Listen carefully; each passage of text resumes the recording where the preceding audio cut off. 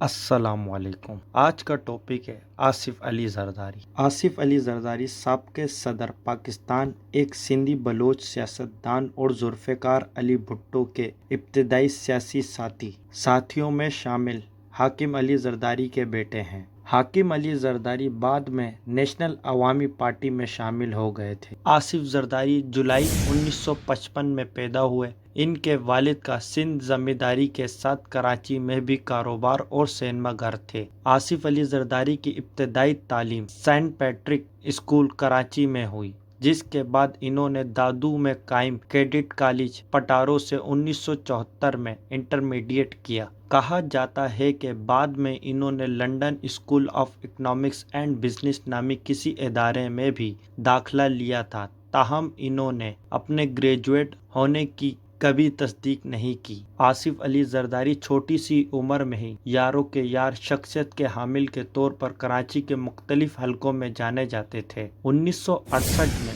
شوقین مزاج کمسن آصف نے فلم ساز سجاد کی اردو فلم منزل دور نہیں میں چائلڈ اسٹار کے طور پر بھی اداکاری کی۔ فلم کے ہیرو حنیف اور ہیروئن صوفیہ تھی، لیکن یہ ایک فلاپ فلم ثابت ہوئی۔ سیاست سے آصف زرداری کا دور دور تک واسطہ نہیں تھا، بس ایک سراغ یہ ملا ہے کہ 1985 کے غیر جماعتی انتخابات میں آصف زرداری نے بھی نوابشاہ میں صوبائی اسمبلی کی ایک نشست کے لیے کاغذات نامزد جمع کروائے تھے، مگر یہ کاغذات واپس لے لیے گئے۔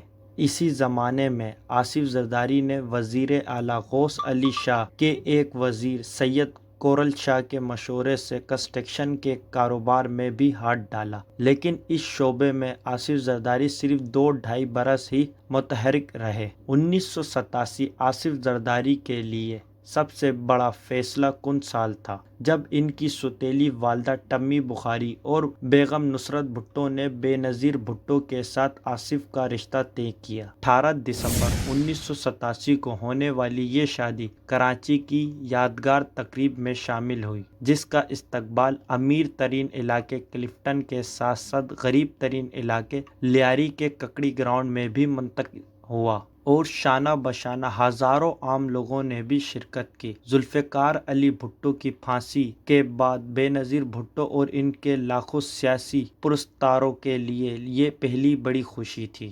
1988 میں جب بے نظیر بھٹو برسر اقتدار میں آئی تو آصف زرداری بھی وزیر اعظم ہاؤس میں منتقل ہو گئے اور ان کی سیاسی زندگی باضابطہ طور پر شروع ہو گئی۔ 1990 میں بے نظیر حکومت کی برطرفی کے بعد ہونے والے انتخابات میں وہ رکنی قومی اسمبلی بنی۔ 5 نومبر 1996 کو دوسری بے نظیر حکومت کی برطرفی کے بعد آصف زرداری کا نام مرتضیٰ بھٹو قتل کیس میں آیا۔ نواز شریف حکومت کے دوسرے دور میں ان پر اسٹیل مل کے سابق چیئرمین سجاد حسن اور سندھ ہائی کورٹ کے ایک جج جسٹس نظام احمد کے قتل اور منشیات کی اسمگلنگ میں ملوث ہونے، سوئی کمپنی SGS دبئی کے ARY گولڈ کمپنی سے سونے کی درآمد، ہیلی کاپٹروں کی خریداری، پولش ٹریکٹروں کی خریداری اور فرانسیسی معراج